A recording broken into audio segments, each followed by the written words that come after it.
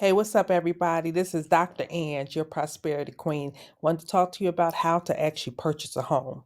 The first thing I want you to understand is these are the steps for anybody in the world, okay? It's real simple. First, you want to find out how much money you have. What does that mean? Not how much money you make. No, how much house can I afford based on the way that I'm living right now, which is why they call it a debt to income ratio. You have to find out what your debt to income ratio. No, you can't use a little gadget on the internet and try to figure it out yourself. You must go to a professional. And this is why realtors will put you with one of their lenders so that we can find out based on how you spend your money, how much debt you have going out, how soon bills will be paid off. All of that goes into consideration to find out how much home you can afford.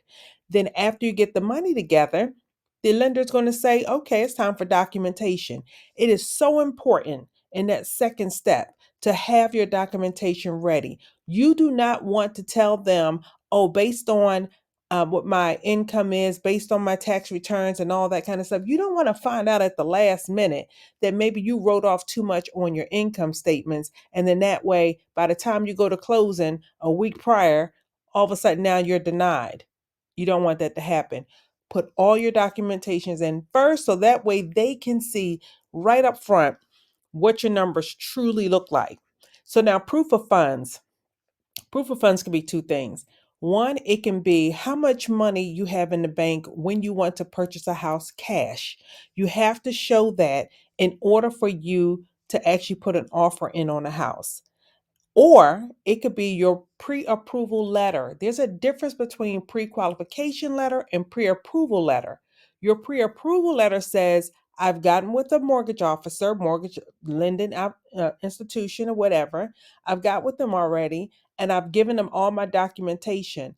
Based on that, here's the proof that I'm as good as cash. That's a pre approval letter.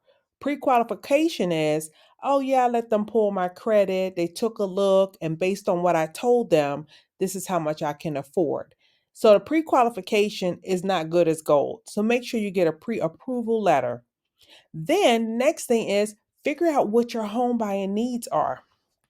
What I mean by that, some people have to live a certain place, they have to live near their job. They have to live near certain schools, or some people need a certain style of home because they have in-laws or they have small kids. They want the secondary bedrooms close to the master bedroom. Figure out what your needs are so that you can see how you're going to live in the house. Do you entertain? Do you need a big kitchen? What are your must-haves? There's so many things that goes into this decision, and that need actually will couple with how much money you have. So, based on this amount of money, here's how many needs I can satisfy in the area that I'm looking for. It is a complex calculation that your real estate professional has to figure out. There's so many other variables to this, but you get the picture. I'm going to move on. At that point, you start shopping. Once you start shopping the homes, you may realize, okay, based on my $5, I might not be able to be exactly where I wanted to be. I need to go to another location. The next thing, when you find out which house you want, it's time to put up some earnest money. Earnest money is telling the seller, hey, I'm not playing with this thing. This is how much I'm going to wager. I'm going to wager this much so that you can go ahead and take your house off the market and you can rest assured that I'm not walking away. So I'm going to put up this much of my down payment up front. So why is it up front? Because it's going to come back to you at the closing table when the lender figures out this is how much down payment you need, this is the funds you need to take, and they will subtract the earnest money from that because that's part of your down payment. And everybody has an interest in the earnest money at that point. You do and the seller do. Because if you walk away or don't do exactly what you're supposed to do to execute this contract, your earnest money can end up being non refundable.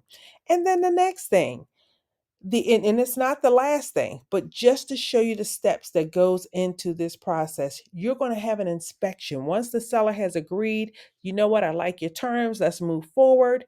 It's time for you to have an inspection. You may want to wait to purchase your appraisal after you see what the inspection report looks like, because if you pay for the appraisal at the same time you're paying for the inspection, what if all of a sudden the seller says, I don't want to fix any of those things, and you have to move on to the next house? Well, you have already paid for that appraisal. So this is just an overview, you guys. If you have any questions, hit me up. I'm here for you. I love real estate. I have mastered that bad boy in 18 states. Let's go.